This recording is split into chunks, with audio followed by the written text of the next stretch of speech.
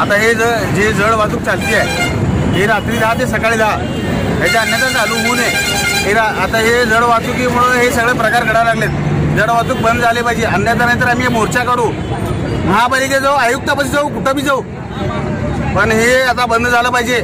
माझा भाऊ मेला, आज कुणाची तर आई मेली आहे। आता जर कुणाच्या घरात जर काय घडलं तर त्याला जबाबदार मग कोण नाही देणार, प्रशासन राहील जमातात।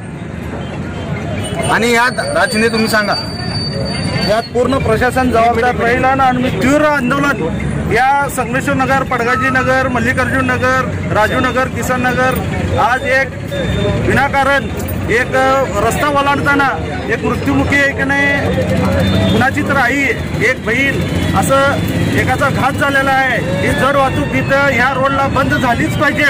आम्ही निषेध करतो ह्या वाहतुकीचा। प्रत्येक वेळी आहे की नाही ह्या रोडला आहे की नाही प्रत्येक लहान लहान मुलं SVC शाळा आहे, लहान मुलं त्यांची पालकं शाळेतील लेकरं घेऊन जात असतात। काय तर झालं तर हे प्रशासन जिम्मेदार राहील। तुम्ही तीव्र आहे की नाही ह्याचा कायदा काढून आहे की नाही त्या जड वाहतुकी बंद करावी, हे आहे की नाही प्रशासनाला विनंती आहे।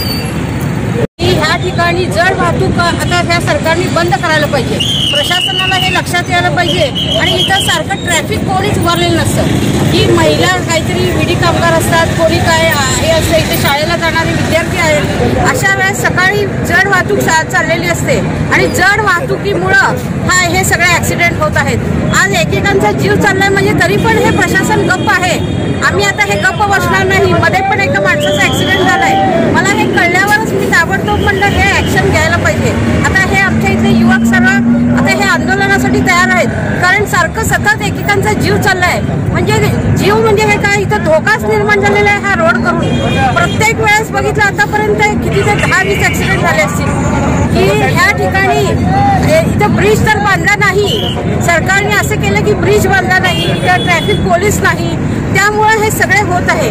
आज फार मोठा आपल्या ह्या भागावर संकट आलेलं आहे। अचानक जीव जातो म्हणजे काय करायचं सांगा।